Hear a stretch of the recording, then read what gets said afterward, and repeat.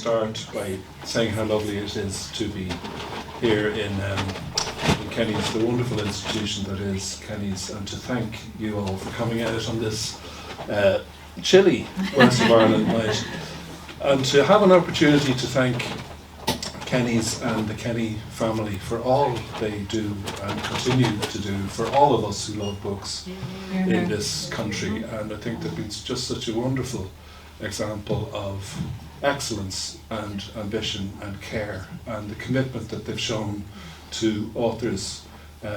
In some cases, like myself, from the very beginning of their careers back in the mid-18th century, and you know, they've been so kind and so supportive, and when you spend time with them, as I had the opportunity to do today, their passion and their enthusiasm for books, which has come down through the generations of the Kenny family, there's still so much in evidence. So maybe we would start with a warm round of applause for the Kenny.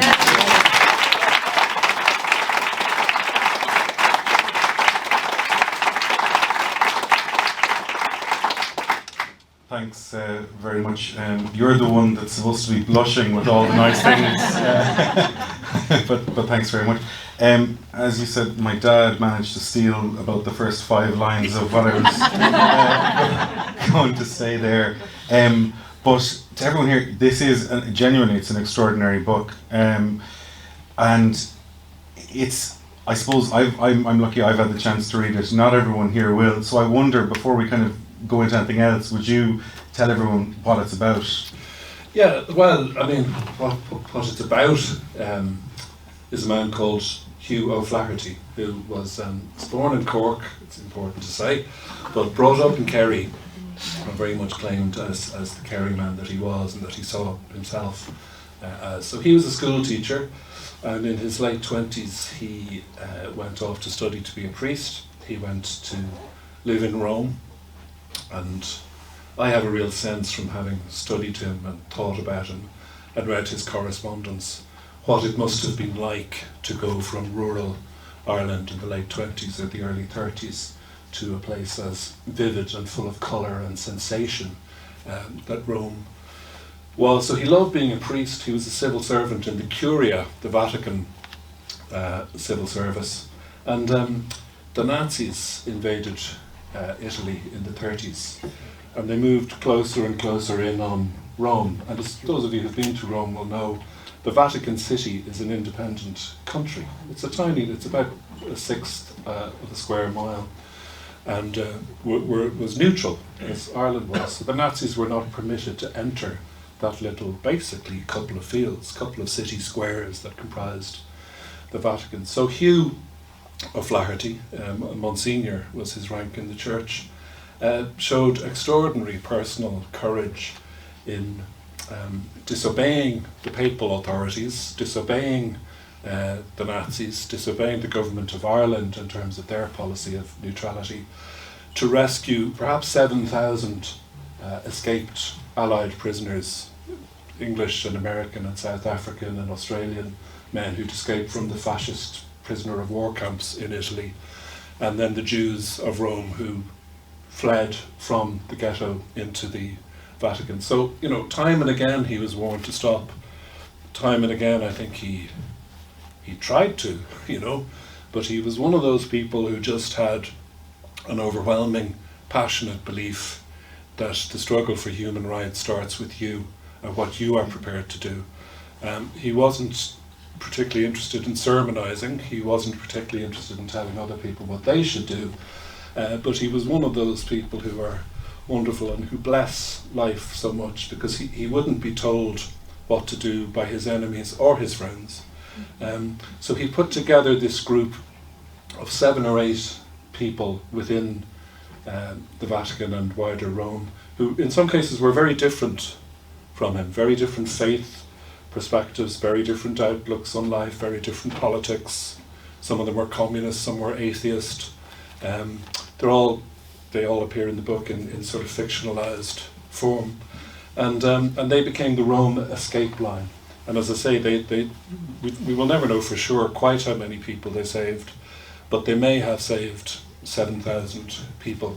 So that's the inspiration for my novel. So I guess it's a book about struggle and faith and conscience. It's a thriller. It takes the form of a page-turning thriller. You know, I wrote it for people who might have liked my book Star of the Sea, which has a kind of whodunit plot. It's meant to be an entertainment. I hope that it's beautifully written, because I think the first duty of any novel is to be beautiful. It's not to give lectures or sermons or classes about human rights or history or politics. But it's inspired by that wonderful man who was one of us, and it's great, I suppose, in this era when some of the issues of the 1930s and the middle of the 20th century that I thought would have gone away are still kind of floating around. I genuinely never thought that I would one day have to tell my sons, who are now in their late teens and early 20s,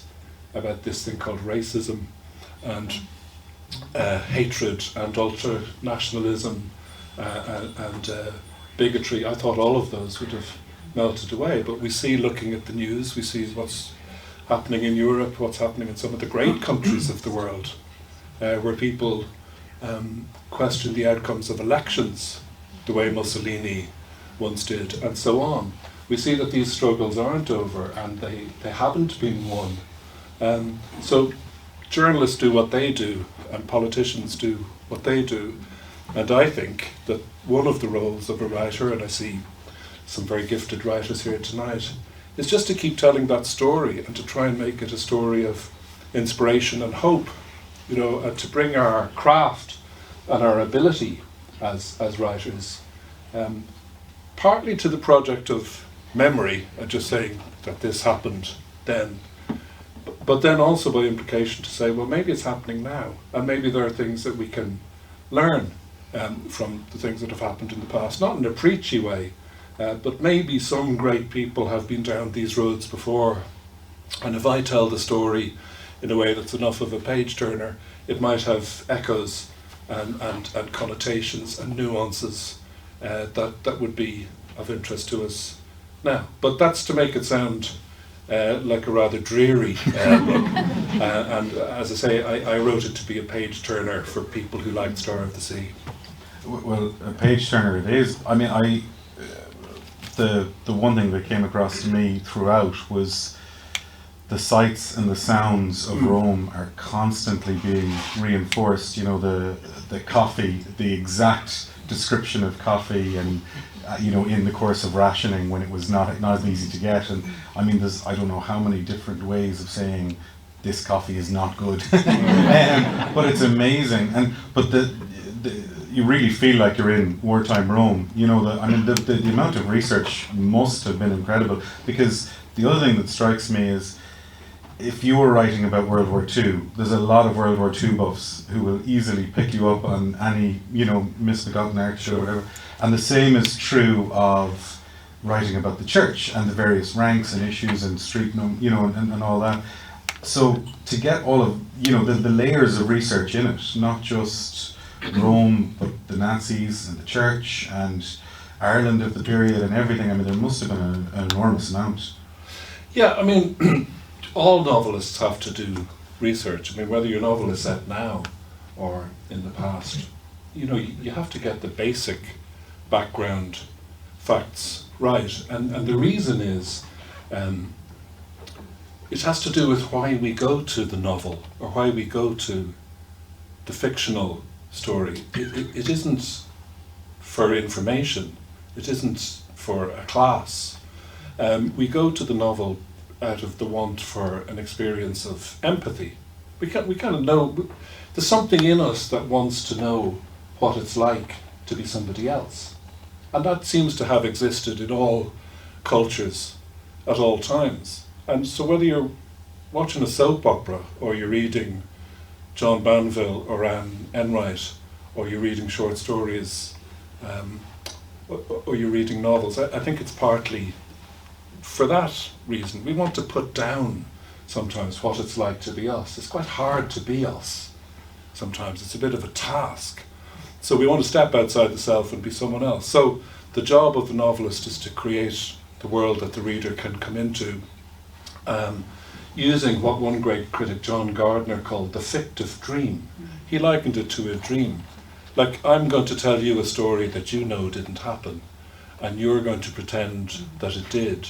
And so my job is not to jolt you out of the dream by doing something that is jarring, or by getting the facts wrong. And that's important at all times. You know, I had published a novel a few years ago called Inishowen, which is a contemporary thriller set partly in the Inishowen Peninsula in County Donegal. And about halfway through that book, it's 400 pages, about page 200, I have a couple walking down one of the towns in Inishowen, Greencastle I think it is, and it's a simple description of, you know, they walk down the street, they turn left at the Catholic church, they turn right, and there's Murphy's pub. And a reader from that town wrote to me to say, like, I was totally on side with your novel. Like, I believed everything the characters were doing. But then I got to page 202. This happened. Everybody knows, she said, that that's not the Catholic Church, that's the Church of Ireland. Turn right, that isn't Murphy's pub, that's O'Connor's pub. And the whole book was ruined for me for that reason. So you have that duty to get it right in order to allow the fictive dream to happen.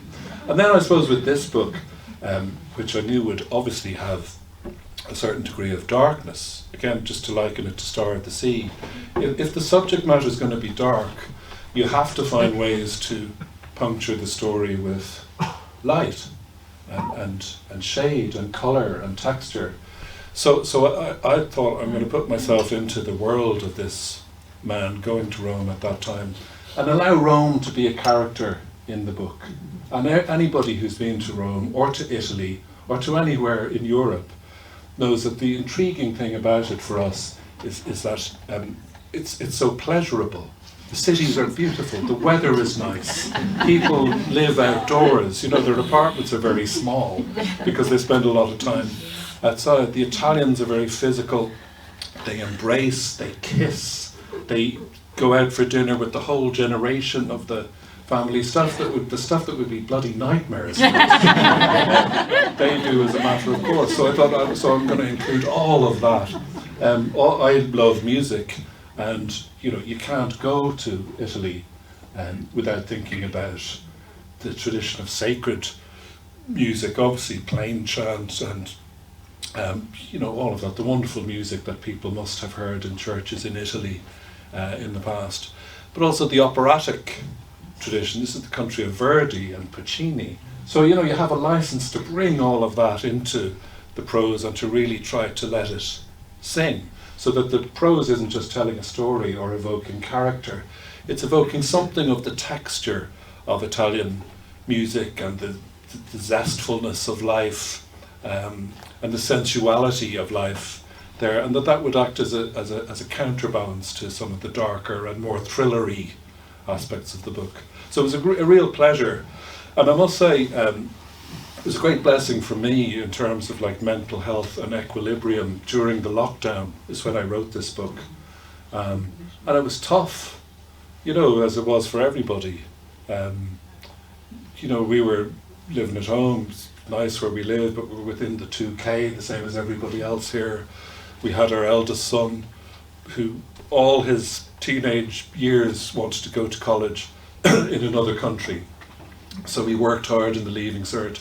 He gets into college in London, near London, goes, has a brilliant time, and then COVID arrives and is sent back to live with his alpha and just hated it so much. So there's all of that and all of the anxieties that we all had when COVID began, because we didn't know the things about it that we know now. So to be able to sit down at the table every day and do 1,000 words and go off to Rome every day for 2 hours with Monsignor Hugh was great. So I feel I owe him a great debt for helping me get through the lockdown in that way. Well, in that sense, because I was thinking of the last few books, or some of the last few books you've written. If you think you've written a book, not solely on, but in which the lead character is Bram Stoker, Sing obviously features very heavily, and now the Monsignor. There are 3 titans of late 19th, early 20th century Ireland who were maybe not at the centre, I suppose, as they should be in a lot of ways. And how difficult is it to fictionalise those sorts of people? And do you feel it, I mean, for somebody like Hugh O'Flaherty who's very clearly a hero, you know, do you feel a great obligation to do it in a certain way? I do, yeah. I mean, I suppose before I get to that, like writing any kind of fiction is difficult. Like writing anything at all is difficult. We all know that. You know, everybody in this room speaks English. And everybody here has relationships in which English is used every day. But we are all familiar with the experience of, with our spouses and our children and our colleagues and everybody else. That isn't quite what I meant to say. You know, it's almost what I meant to say, and it's not quite. I mean, I so resonate with the refrain of the wonderful T.S. Eliot poem that many of us would remember from the Leaving Cert, Prufrock. That is not what I meant at all, he keeps saying. You know, if I have an argument with one of my kids, I realise afterwards the problem is that is not what I meant at all. You know, the job of the writer is to get it as close as you can to 100%. But we all know how difficult that is. You know, the English language is a wonderful, beautiful medium, but it's brittle. It's easy to just say something, or even like that the comma would be in the wrong place, and meaning is changed. So any kind of writing is difficult, particularly when, you know, you want it to be in a book, you want it to last. It's not throwaway to me. It's something I have a passion for. I take it very, very seriously. I don't want my books to come out and go out of print. I want them to have readers. A book that doesn't find its readers hasn't really lived. So there's all of that. But, you know, it's not difficult in the way that coal mining is difficult, or being a nurse during COVID, or a carer is difficult. You know, so I'm a person of great privilege, and I accept the challenges of writing, and I try to embrace them. Then the other point about writing fiction that's inspired by real people, of course you have a responsibility to the fact that Synge was a real person, Bram Stoker was a real person, and particularly with this book. I mean, this man that I'm writing about was still alive in 1963, which is the year I was born. So this isn't centuries ago. Like, his relations are still alive. I'm having a launch event for the book in Dublin in a couple of weeks' time, and Hugh O'Flaherty's nephew, who's now an 85-year-old man, will be there. And he remembers Hugh O'Flaherty and his own summer holidays as a kid. He used to go to the Vatican and stay in the Vatican with Uncle Hugh, who was a hero. And you have a responsibility when you're writing about people who might not necessarily be like you in every way, to be true to them and to honour them. And I had to write about, in this case, a person of faith, as a real person, not as a caricature or a monster or a media creation, or like one of the priests in Father Ted. You know, I have to say, okay, so you believe what you believe, and I have to be faithful to that, and to portray the character with all of the dignity and decency that I believe he deserved, and showed to other people. And I also have to do that with a character in the book who is an ardent, convinced communist, who's a member of Monsignor Hugh's escape line. And I feel if that's okay for Hugh to have a relationship with him, then so am I going to. You know, one of the women in the book, Delia Murphy, who's based on the great folk singer, ballad singer Delia Murphy, is a really fascinating person and an inspiration to a whole, you know, subsequent generation of Irish singers, and perhaps Irish women singers in particular, who is a Catholic but a very, very sceptical one. And then, you know, there's an Italian countess in the book who is, I won't say pious, because she's not, she's mischievous and she's playful and she's likeable, but she is a believing Catholic who says the rosary every day. So I have to be faithful to all of those people because I want them to live. You know, I don't want them to be totems or ciphers or just figures to drive a plot. I want them to be real people. So you do have that responsibility, and you better take it seriously, because there's nothing makes a novel turn to ashes more quickly than the novelist thinking, I'm a bit superior to a character, like I'm a bit better than one of you. You often see it with how dialogue is written. You know, I always think it's a giveaway when a novelist uses phonetic dialogue.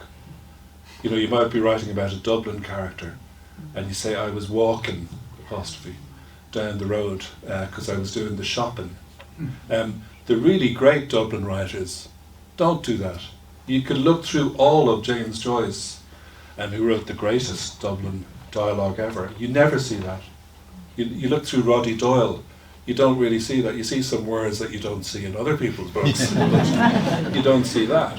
And the reason is that these authors, consciously or not, are saying, you are a real person, you are as real as me, and everybody has an accent. Everyone in this room has an accent. I have an accent. You have an accent. They're not the same. People can hear that they're not the same, and part of the job of the writer is to get the music of that down on the page. But when I start rendering people's dialogue phonetically, it means I think I'm a bit better, and it becomes comedic. It's the huge success, by the way, of the great writer that is behind Ross O'Carroll Kelly, because he realises the very privileged class in Ireland also have an accent, and I'm going to be the first person to treat them the way lesser writers used to treat people who lived in rural Ireland or people who lived in the inner city. So you know, there's all of that. You mustn't ever think that you're better than the characters you're writing about. You have to respect and honour them. Well, that actually, I was saying this earlier on, it came across to me enormously, because at one point in the book, Hugh is reminiscing about Christmas in Ireland, and there's just one paragraph, but he talks about the Wren Boys.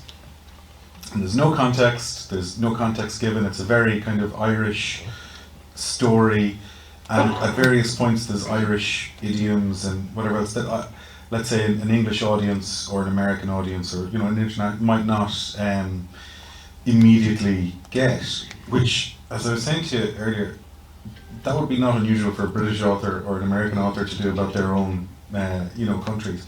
But it is sometimes, not always in fairness, but sometimes unusual for Irish authors, because they're so often thinking of an international audience, and to, I don't want to say dumb things down, but to provide context always.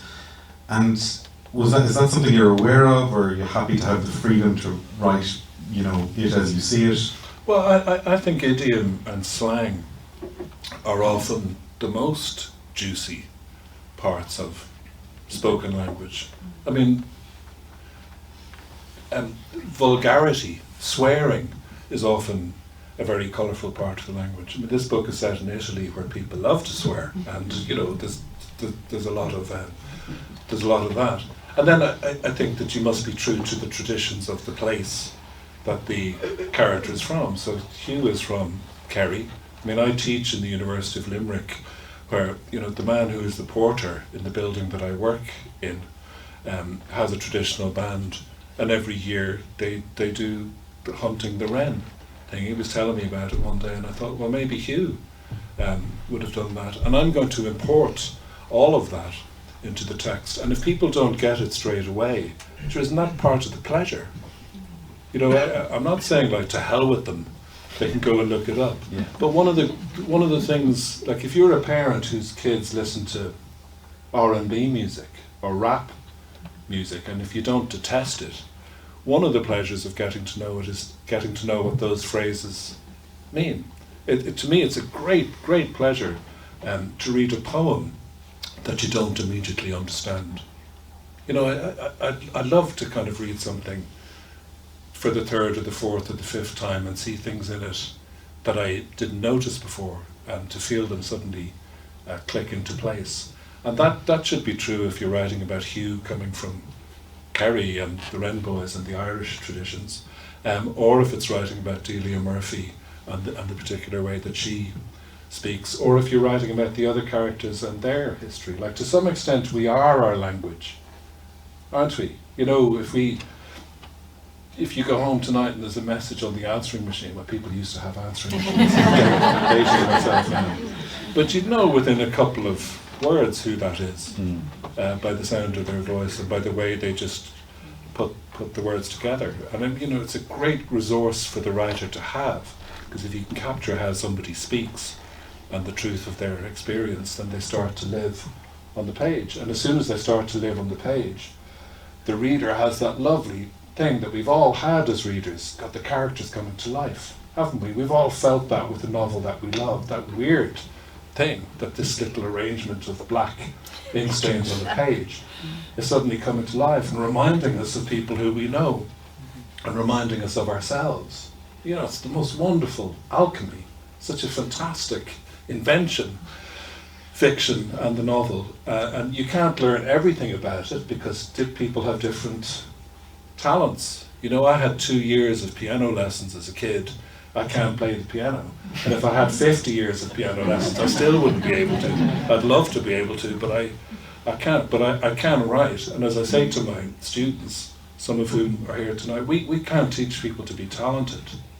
But if you have a talent, oh God, like there really are things that you can learn about the craft. And I suppose that's one of the things that I would say to people here who want to write. I mean, I think there's sometimes perhaps too much talk in Ireland about writing being an art, which it is. Of course it's an art, but it's also a craft.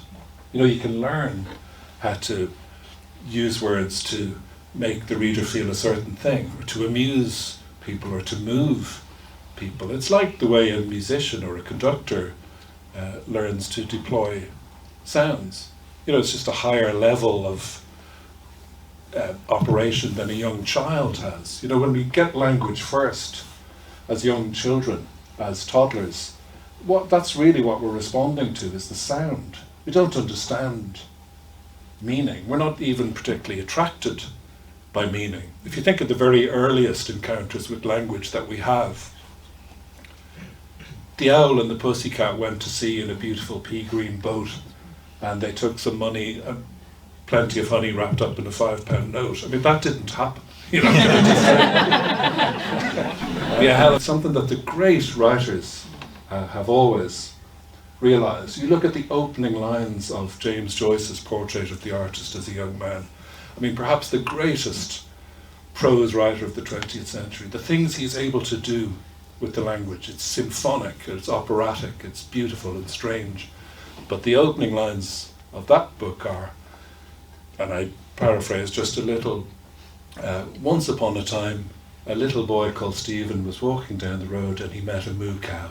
And the moo cow said, and away we go. And that is because the greatest prose writer of the 20th century realises that words are sounds before they are anything else. Words are pre-verbal. Words are music. When we speak, when we read, when we write, we have far more in common with what a musician is doing than we realise at the start of our career, at the start of our journey as writers. But the more you go into it, the more you realise how close those bonds are, and then you begin to be able to use them. You know, so that's just an answer to your question about things like slang and personal experience and local tradition and folklore and all of that. I mean, you mentioned John Synge, who I love. It's the great achievement of John Synge is that he took the music of how people in Ireland spoke, and he never said this is literally how they speak. He didn't record them and include every and repetition and stammer. He said there is something beautiful in what they do, how they speak on the Aran Islands and in Kerry and in Wicklow, that isn't the way people speak in Oxford or Surrey or Scotland. And I'm going to take that as my raw material and I'll make something beautiful out of it. And it won't be documentary, it won't be exactly what they do, but it'll be the beginning of what I do. And it's a great lesson for those of us who write. Keep your ears open. You know, your ears are a wonderful resource as a writer. One of the things that struck me today, and it was only today because the book was delivered at 10 o'clock this morning, having been promised about 72 hours ago by the courier, so there was a bit of panic. But it's an edition only for sale here, And in the back of it, there's an essay, thoughts on Hugh O'Flaherty that you wrote, which isn't in the others. And I was reading it, and I mean, it's a very interesting 7 or 8 pages. But one of the things that you say in it is that you deleted a scene from the main text of the novel, and that it appears from reading it that it's about effectively Hugh and the Irish government's dislike of his activities. And I wondered, there's a letter which is I suppose a fictionalized version of a real correspondence from the Irish government to the Irish embassy, detailing just how annoyed they were by Hugh O'Flaherty's activities, and it's vitriolic. And I wondered, why did you delete the scene? So one of the great things that you have to watch out for when you're writing fiction that to some extent is researched is the fact that it is researched, because we don't go to the novel to be told what a clever person you are and why don't you tell us about the brilliant stuff that you found out in the National Library. And it's a flaw in many historical novels, and we've all read them, where the story begins and it's going on great for the first 10 or 15 pages, and you're starting to get involved with the characters and seeing the world through their eyes. And then there's a funny effect, like everything stops for like a PowerPoint presentation of how incredibly painful dentistry was in the 19th century, or the kind of shoes that people wore in 1910. And it's kind of interesting in its own terms, and everything, it stops for 4 or 5 pages, and then the novelist goes back to writing the novel.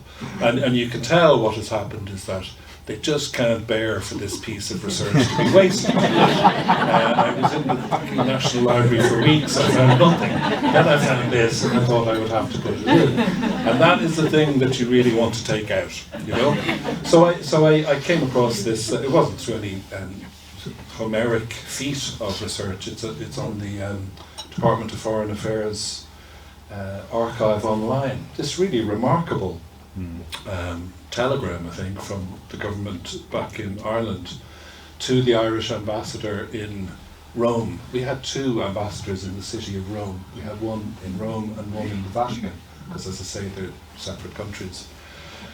And it's the Irish government saying, look, we're hearing reports about this O'Flaherty fecker from Kerry, this guy from Kerry who seems to think he has a monopoly on caring about people, caring about Jews and caring about prisoners, and he thinks he's kind of invented human rights, and he's causing a lot of problems because we are neutral.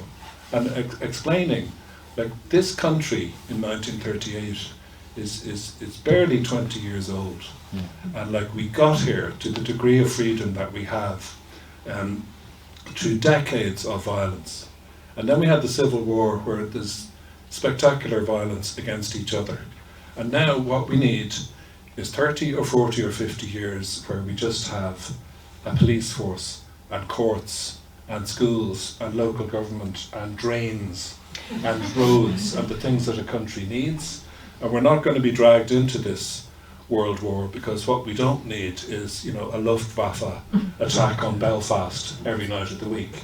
And he may feel that it's very heroic, and it'd be great if Galway found itself involved in the Blitz, but we don't, and this is going to have to stop.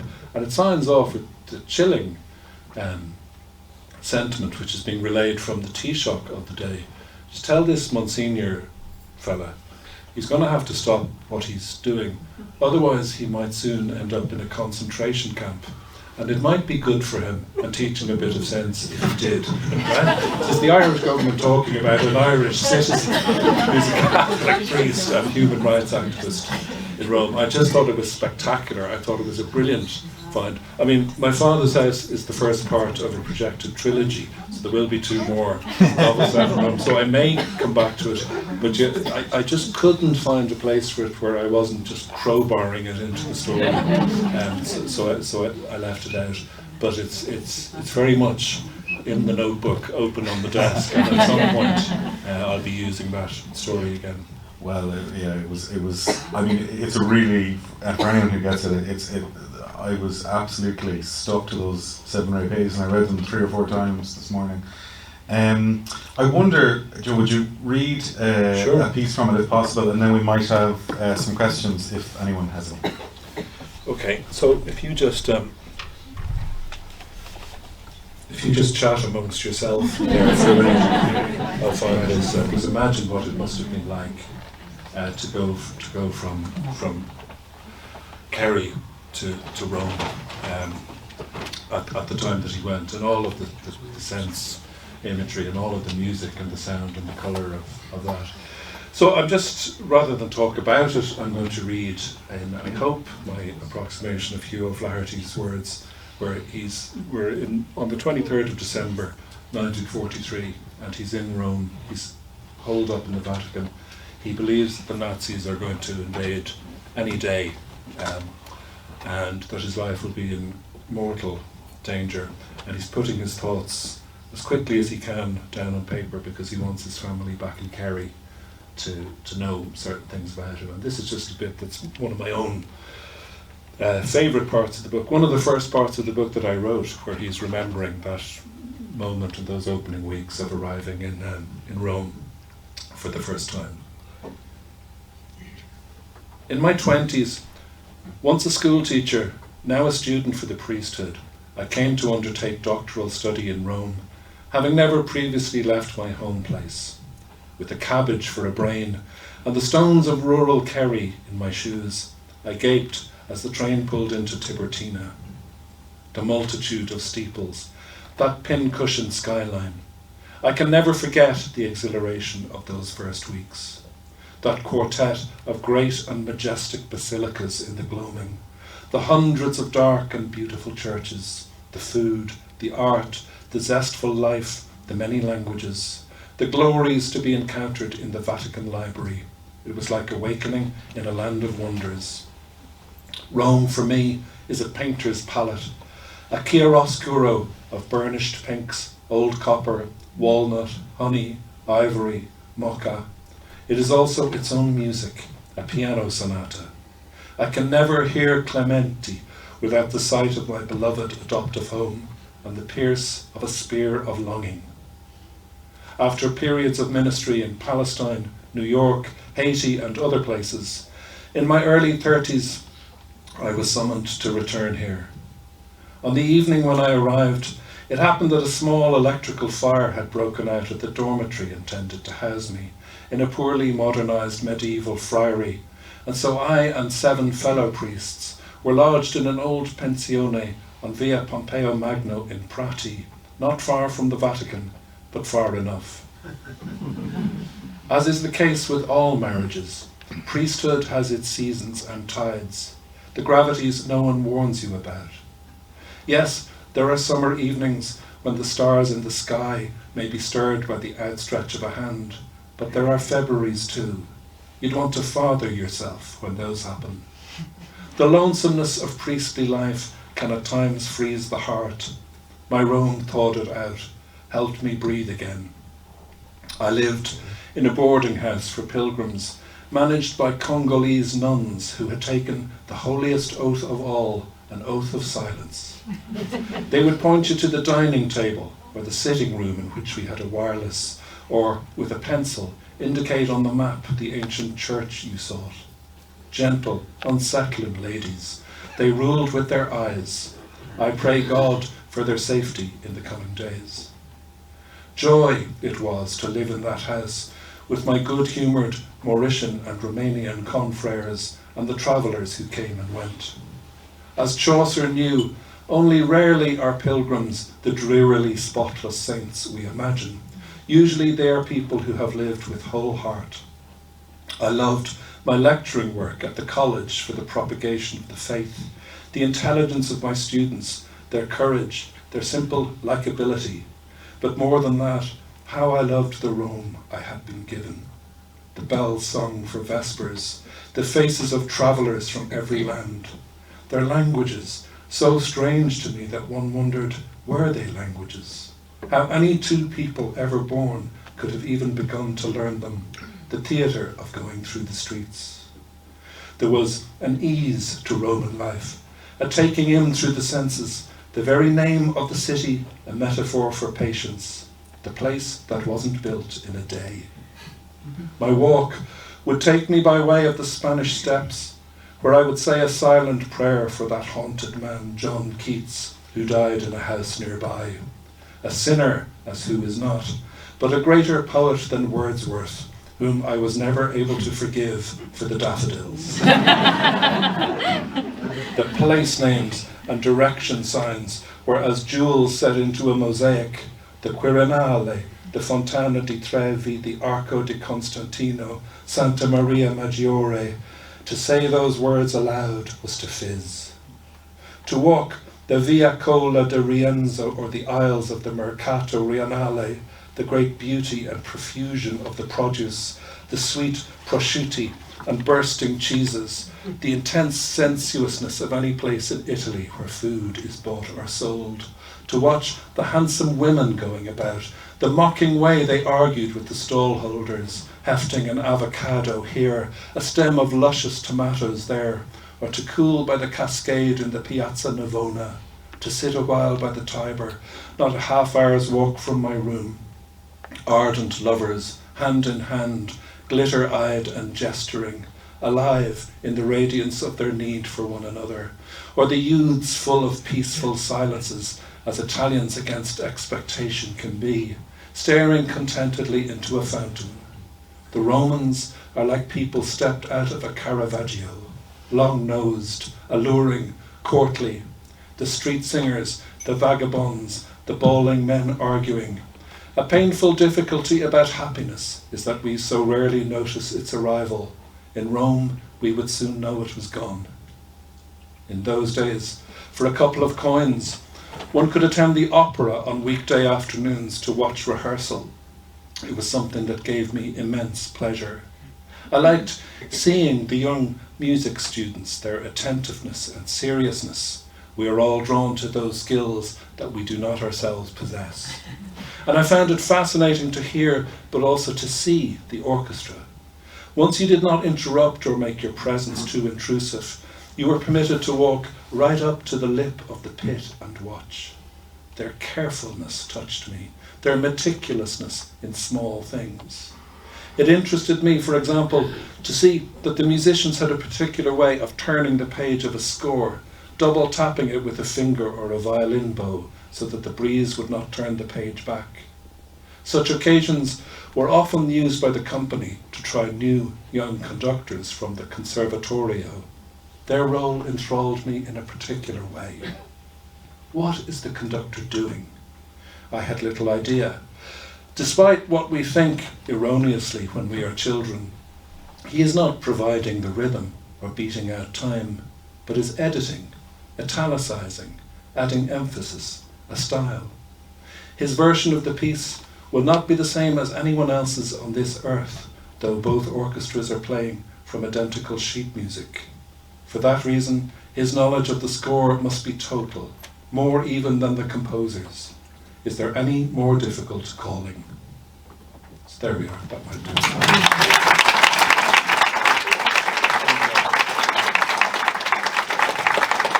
Well, the music in the book is remarkable in so many different ways. I mean, it's on every page. But in any case, we'll be here all night, and Joe is heading back up the motorway, so I don't want to keep him too long. So has anybody got any questions? Yeah. You may disagree, Joe, but it strikes me that this already appears more primed for screen adaptation than anything I've read by you before. Would you agree or disagree? And well, I hope you're right.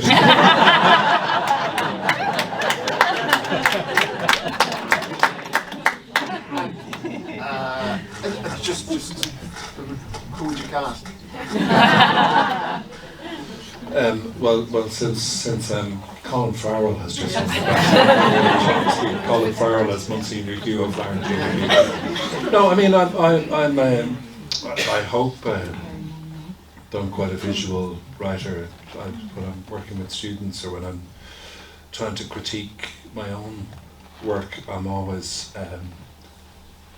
trying to make it more sensual, I suppose, trying to appeal to the world through the senses. The great John McGahern, the last kind of collection of his prose, it's called Creatures of the Earth.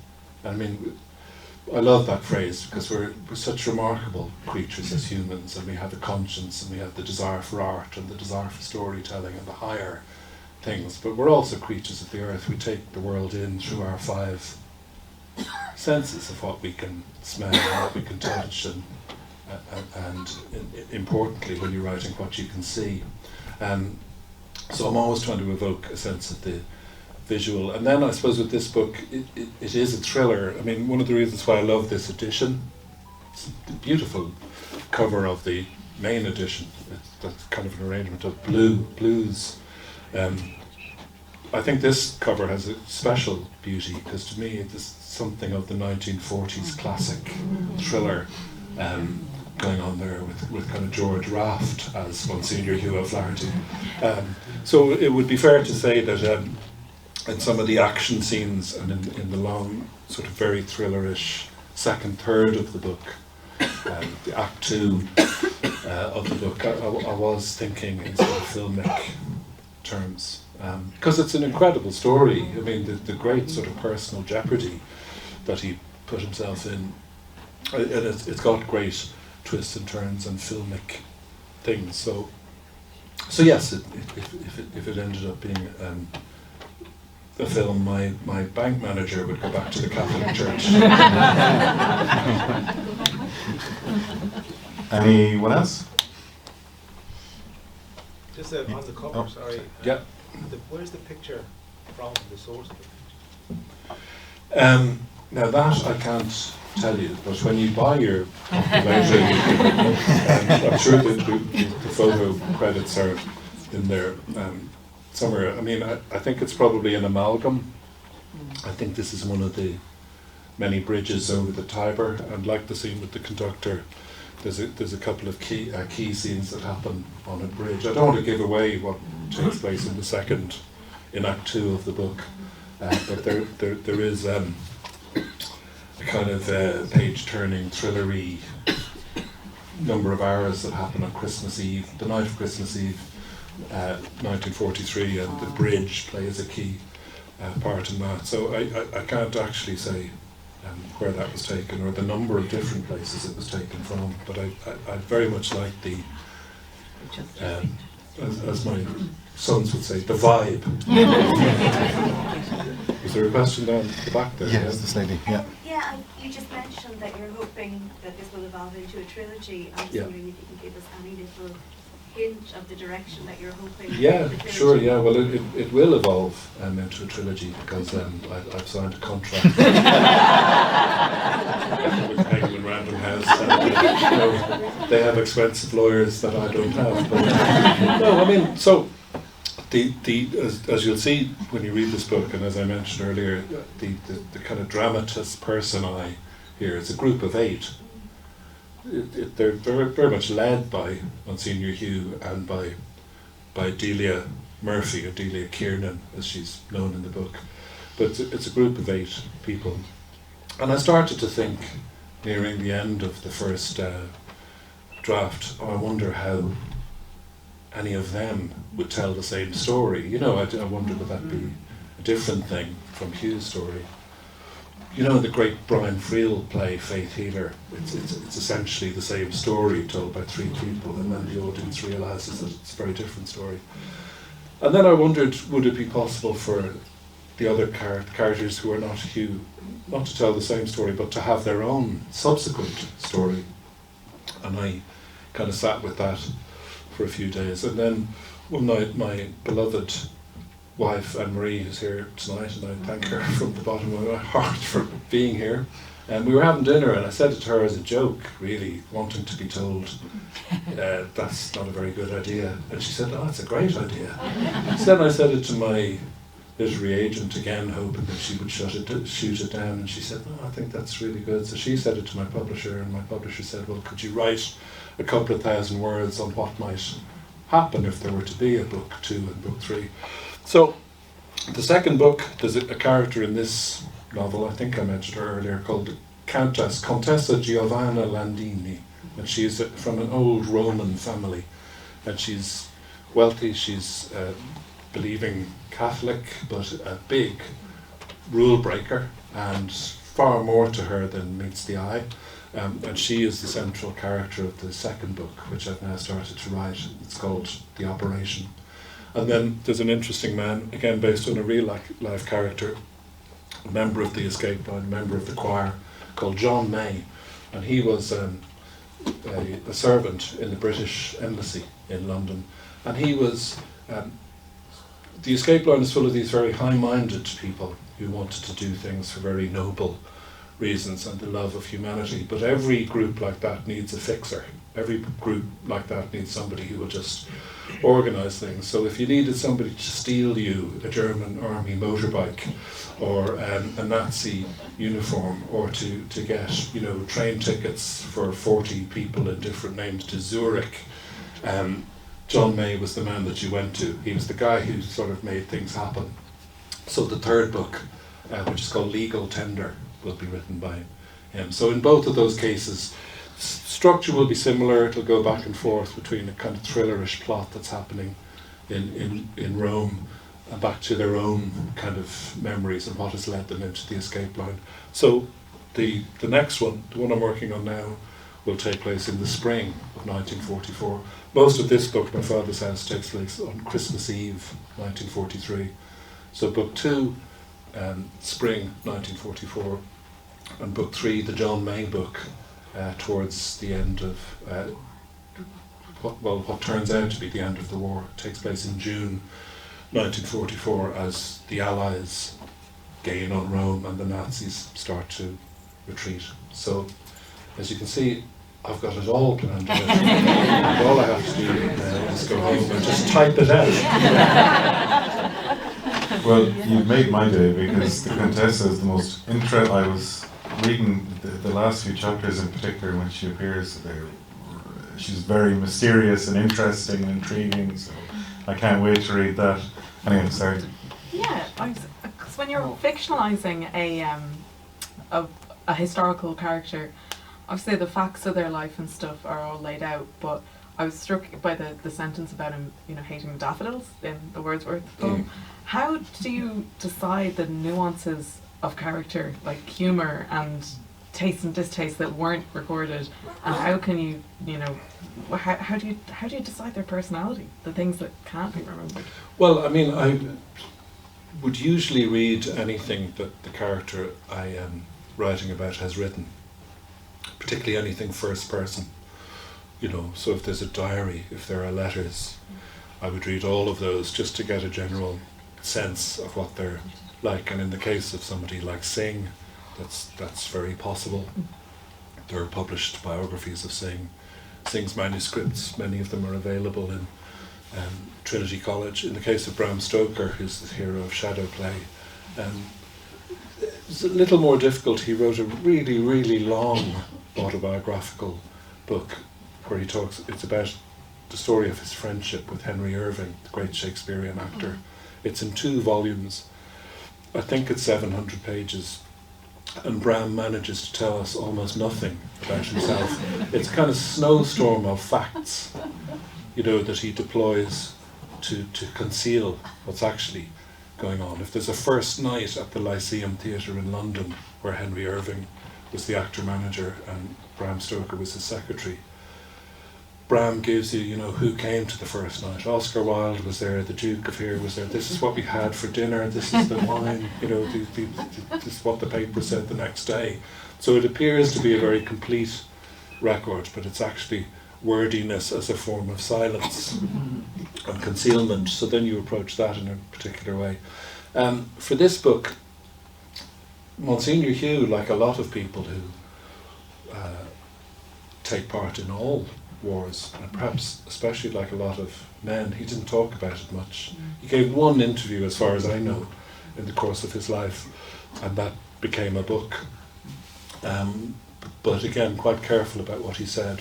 His family have a large archive of his personal writings, letters and telegrams and notes towards essays and all of that, and with great graciousness and generosity, they allowed me access to that. So I've read what I believe to be every word that Hugh O'Flaherty ever wrote himself. I mean,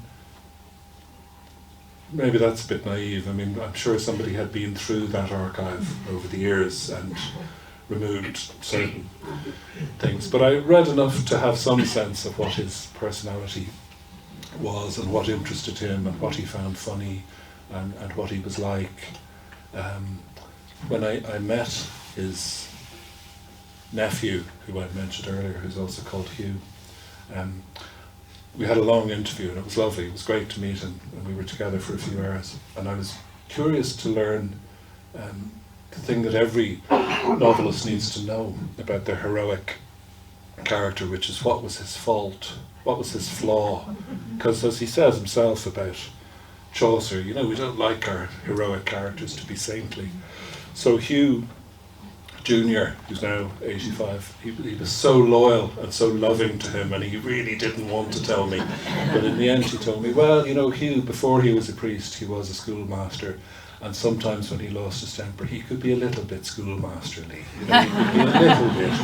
Imagine such a thing, a Catholic priest being a little bit. So it was great, and I learned that with great kind of joy, because it enabled me to kind of flesh him out a bit. But it's very important to say, and to italicize, and to say in block letters and flashing capitals, as I do in the final acknowledgements of the book, this isn't a history book, it's not a biography, it is a novel. You know, the characters in the novel who have the names of real people are my versions of the characters, and they're based on my understanding of the characters. I've taken great liberties with facts and characterizations and chronologies, and it's not to be relied on by biographers or historians of the Nazi occupation of Rome. You know, so I think once you're clear about that, once you're quite clear with people about what you're doing, then I think, you know, it allows you to take some license. But it is a morally ambiguous thing to do when you're writing fiction about a real person, and you need to really be aware of that. And it's something, to refer back to what I was saying earlier, it was something that was on my mind a lot with Star of the Sea. You know, you need to be really careful when you're writing a novel that's to some extent dealing with historical trauma, that you're not using other people's sufferings to generate the kind of page-turning momentum that you'd want a thriller to have. You know, like I had to say a few times to myself with Star of the Sea, like, stuff like this happened to people, and it happened to people very like this. So like, it wouldn't have been much of a consolation if you were starving in Connemara in 1847, that one day you'll be in a novel that's going to be chosen for the Richard and Judy book club, you know. So you need to be aware of what you're doing, as clear as you can be about what you're doing, and then do it, and do it fearlessly, with respect and with honour to the people that you're writing about. But say, it's not my job to be a historian, I'm a novelist, I'm a storyteller, and when I meet them all eventually, you know, when I go through the pearly gates, if Monsignor Hugh is waiting for me looking across, they're all lined up. Yeah, behind him there's Bram Stoker, and I'll deal with it then. In the meantime, you know, I forgive myself. We might have time for one more. I do, and I'm going to make you such a question here, but nobody can tell the future. But I saw you read in the late 90s in Galway in the Youth Company, and I kind of just wondered, would you, like we all wonder about our future and all of that sort of stuff, you know, 25 years hence, you know, would you have seen your success, or would you have had ambitions for the level of success that you have achieved? I'm sure I'm supposed to say no.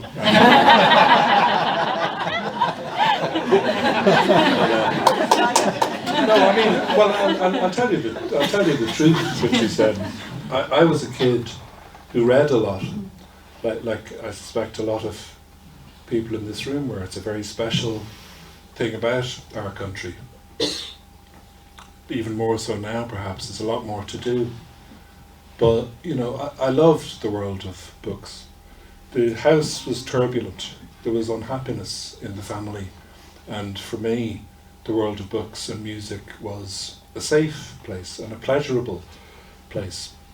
And I'm very grateful to my parents, my own parents, that even in the midst of their unhappiness, that they opened the gates of that to us.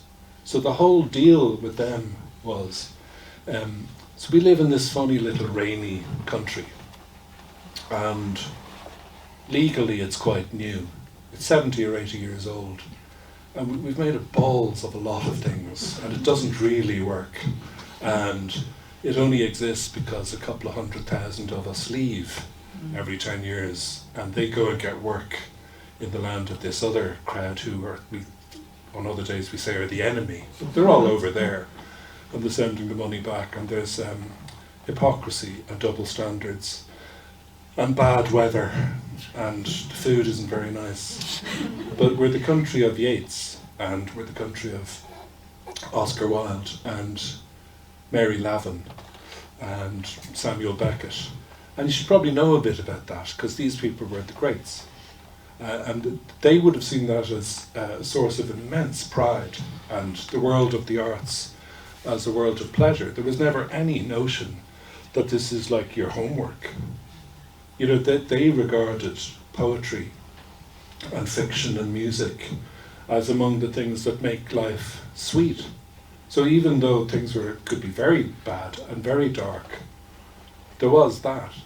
And so I just started to read, as a lot of kids start to do, and I never came out the other side. I see that now with my own children. And on a particular day, when I was 17, I read, I finished reading, I could probably date it if I thought about it carefully enough. I finished reading the great novel of teenage life, The Catcher in the Rye by J.D. Salinger. And the day that the last page turned, I thought, well, I would like to do that with my life. It's the only thing I have ever wanted to do with my life. So I just made a commitment to it, and it was for better or worse, you know, and it was for richer or poorer, you know, and in sickness and health and all of that. You know, I have a passion for it, I believe in it.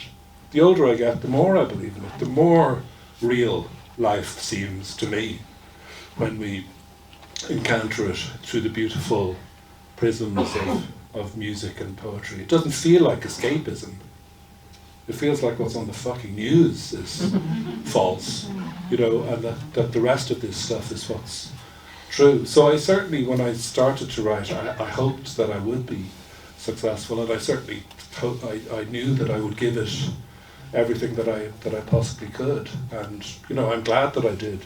And even if I had failed, I'd still be glad. You know, it's a great thing to do with your life, to try to make a difference. If you're a teacher, if you're a doctor, if you're a nurse, it's more important.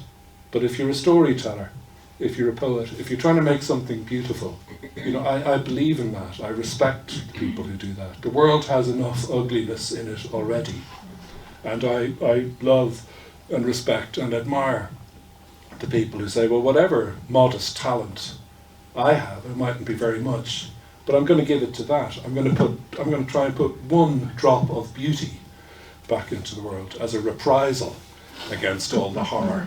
And if I fail, I fail, but that's what I'm going to try and do. So that's my answer. You know, that's what I set out to do when I was 17. And if it's the last book I ever write, which, as I say, random house will very much, you know, then I'll be happy enough. You know, I think you should try and make a difference. So.